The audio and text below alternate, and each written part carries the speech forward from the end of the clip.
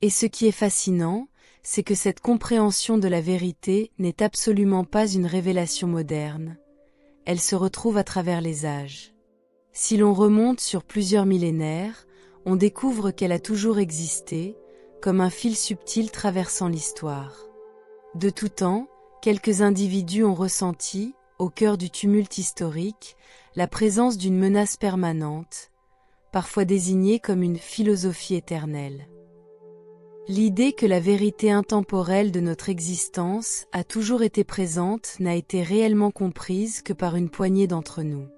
Nombreux sont ceux qui ont été exposés à ces enseignements, mais qui n'en ont saisi la profondeur qu'intellectuellement, interprétant à tort le message jusqu'à ce qu'il s'intègre dans une image erronée d'eux-mêmes.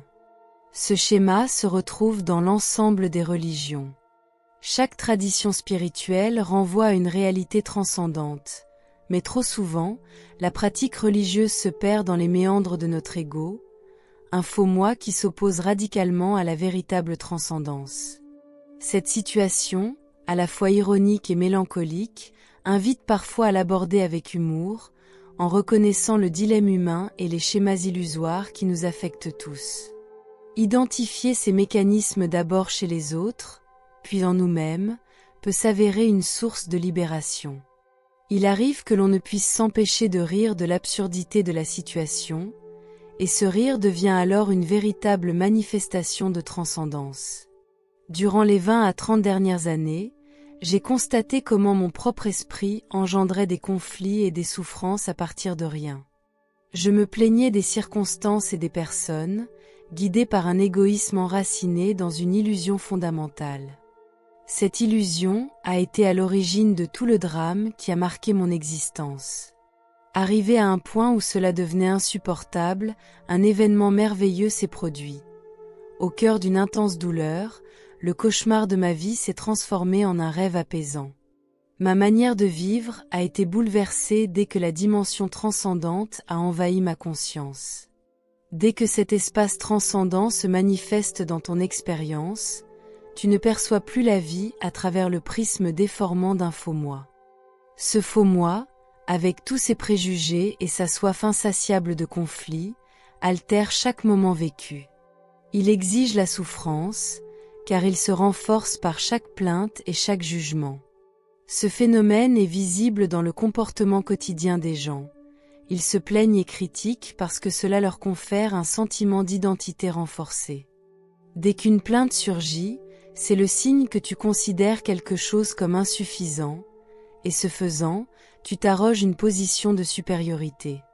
Tu te mets alors en juge de la situation, du lieu ou de la personne, confirmant ainsi ta propre existence en désignant quelque chose comme défectueux. Ce comportement, ce jugement constant et cette critique incessante ne font qu'alimenter le faux moi. On le remarque particulièrement chez ceux qui ne parviennent à s'identifier à rien d'autre.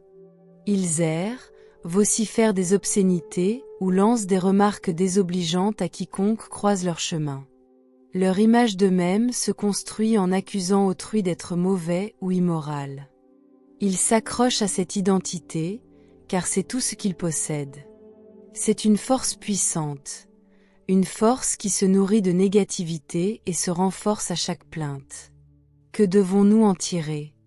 Il nous faut détourner notre attention de ce cycle perpétuel de pensée, qui ne fait que renforcer ce faux moi. La transcendance émerge lorsque nous prenons du recul par rapport à ces pensées incessantes. La vie ne se réduit pas à une succession de réactions ou de formes figées. Elle est avant tout un mélange de structures, et ce qui est tout aussi crucial, d'espace. Si tu te contentes de courir après les formes et de réagir sans cesse, tu resteras prisonnier d'une boucle sans fin, semblable à celle d'un chien poursuivant inlassablement un lièvre, sans jamais atteindre de satisfaction durable. Mais survient alors l'instant où tu lâches prise, ne serait-ce qu'un court moment, et où tu t'éveilles à une nouvelle conscience. À ce moment précis, tu commences à percevoir la vie non plus comme une suite de formes, mais comme un vaste espace. Ce passage, de l'esprit surchargé de pensée à celui qui expérimente l'espace, bouleverse tout. Lorsque tu cesses d'imposer compulsivement interprétation et jugement, ce qui te semblait autrefois problématique se contente d'être tel qu'il est. Les situations ne se transforment plus en obstacles si tu arrêtes de les évaluer sans cesse. Cela ne veut toutefois pas dire que l'action devient inutile.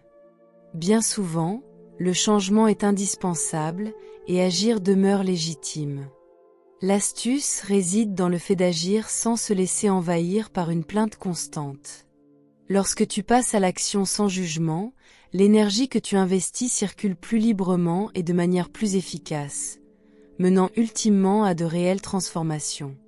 En parcourant la vie avec une perception consciente et expansive, tu te libères du fardeau d'une image de personnalité figée. Tu deviens un être vaste et ouvert, un véritable incarné de la spiritualité. Pour être clair, la spiritualité ne se limite pas à penser constamment aux anges ou à une divinité. La véritable spiritualité se révèle lorsque tu ne t'identifies pas à chaque pensée qui traverse ton esprit. Lorsque l'espace intérieur se déploie, c'est là que réside la véritable dimension transcendante. Cet espace intérieur incarne la libération, il symbolise la transcendance de l'esprit et du soi. Certains y voient la transcendance du monde, voire même du temps. Quoi qu'il en soit, cet espace en toi est intemporel. C'est cette dimension hors du temps qui te permet de vivre de manière radicalement nouvelle. Si cette réflexion sur la nature de nos pensées, les pièges du faux moi et le chemin vers la transcendance a su éveiller ne serait-ce qu'une étincelle en toi, abonne-toi à notre chaîne, aime la vidéo et partage tes impressions dans les commentaires ci-dessous. Ton engagement nourrit notre aventure commune et nous aide à te proposer des éclairages toujours plus profonds. Profite du chemin et souviens-toi. Chaque moment de conscience te rapproche d'une vie plus libre et infiniment plus vaste.